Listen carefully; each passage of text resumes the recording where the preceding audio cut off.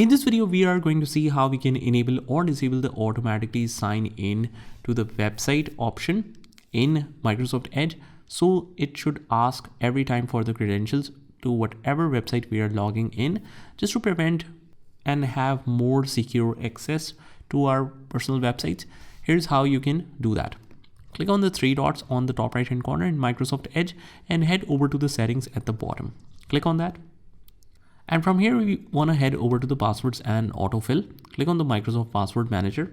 And we basically click on ask to save passwords, which is for the new passwords basically. So you can disable that as well. And also we will click on more settings. Autofill passwords and passkeys, you want to disable that. And ask to save password, basically we disable them both.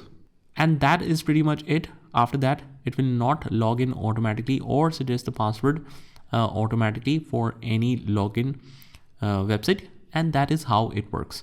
I hope you found this video helpful, and if you did, hit the like button and subscribe to our channel, and I will see you in the next one.